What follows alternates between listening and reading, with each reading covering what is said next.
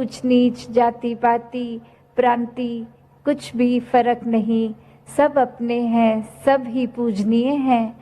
तो कैसे ये परमात्मा का वास तो पूरी सृष्टि के कण कण में है, और वहीं जो हर किसी में भी, और यही परमात्मा को देखना ब्रह्म ज्ञान है कि इस परमात्मा को जब हर समय के लिए ये दिखाई देगा कि हर जगह ही मौजूद है, तो फिर एक जहाँ अपनी भी चेतनता जाग उठेगी, एक जो सच्ची दात है, जो भक्तों ने युगों युगों से समझाई है कि दुनिया भी एक दौलत तो आज है कल नहीं, इसने बदल जाना है, एक माया का रूप बदल जाना है, घर परिवार सोसाइटी सब बदल जाएगा, पर सिर्फ और सिर्फ एक चीज़ जो अपनी जगह में कायम दायम शुरू से थी, अभी भी है, और ये तो कैसे एक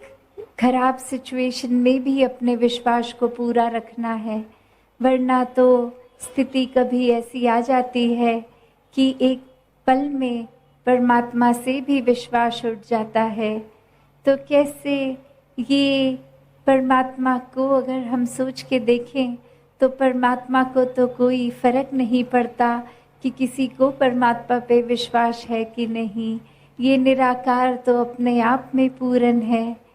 बात सिर्फ हमारे लिए, हमारे ही बेहतरी के लिए कि हर पल में इस परमात्मा को डालेंगे तो वाकई ही भक्ति भरा जीवन एक हमारा होगा, एक जीते जी इस शरीर का मन का कल्याण भी, और उसके बाद ये मोक्ष का रास्ता भी, लोक सुखी परलोक सुहेला, कि ये जीवन जीते जी भी इस निराकार में लीन रहना है, इस ब्रह्म में लीन रहना है कि ये ब्रह्म ज्ञान द्वारा ब्रह्मलीन रहना, फिर हर पल की भक्त की अवस्था हो जाती है, और उसी अवस्था को हर पल जीते जीते फिर चाहे वो अंतिम समय मृत्यु का, तो भी एक मन की अवस्था तो वही रही, सिर्फ फर्क यही कि अब जो शरीर में आत्मा है, अब वो शरीर खत्म है, तो ये आत्मा को भी पता है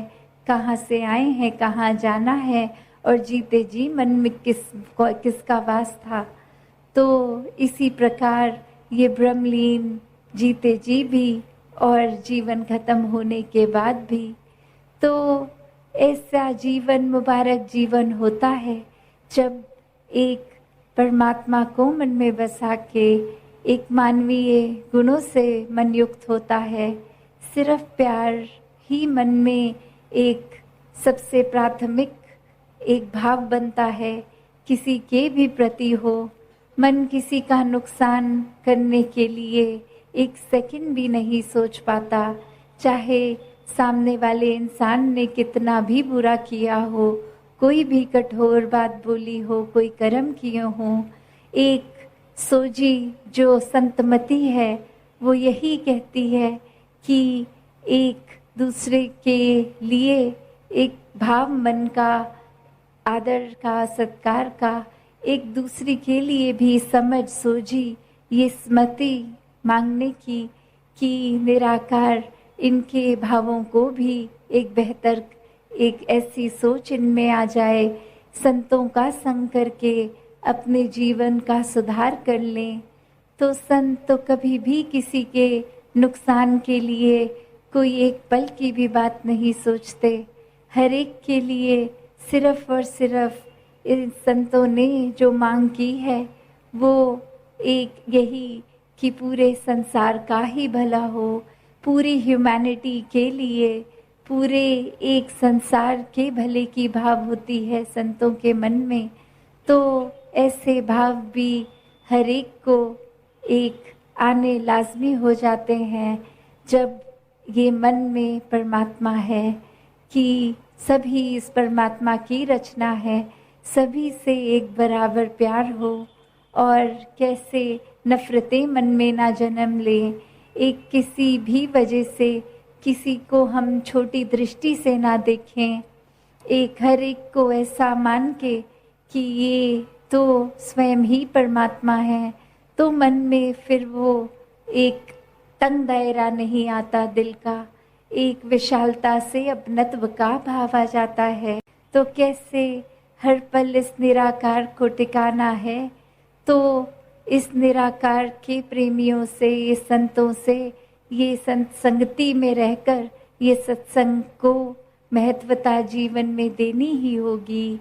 और वो मन स्वयं ही सत्संग की ओर जाएगा, मन स्वयं ही इस परमात्मा के सिमरन में रहेगा, मन स्वयं ही एक सेवा भाव अपने अंदर रखकर हर एक से पेश आएगा।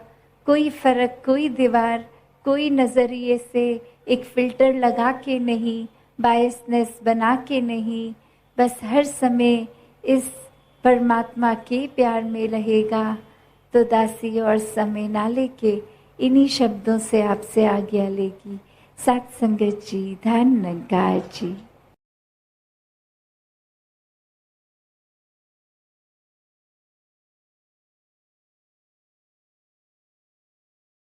सासंगत जी बड़े प्यार से कहना जी, धन निरंकार जी। सासंगत जी, दास आशा करता है आप सब माता जी के कृपा से अच्छे व स्वस्थ होंगे। सासंगत जी या दास आप सभी के बीच में अवतार बानी का कुछ शब्द रखने वाला है। सासंगत जी, सासंगत जी, गुरु दर्शन का फल है उत्तम, मन की मैल गंवाता है। गुरु चरणों की ले ले धूली, मन मैला धुल जाता है। सासंगत जी, जो भी गुरु की कर ले संगत, यश हरि का गाता है। निराकार के पावन गिरी में वास वही नर पाता है। सासंगत जी, वचन गुरु के हैं अति मीठे, कान को लज्जत मिलती है। सासंगत जी, दूर दिलों की भटकन होती, मन को राहत मिलती है। पूरे गुरु की पूरी शिक्षा कभी न मिटने पाती है। पूरे सदगुरु की यह शिक्षा कभी न आती जाती है। सासंगत जी, बेअंत है गुरु की महिमा, करना कोई उल्लेख सके। कहे अवतार आप यदि चाहे तो या मानो देख सके।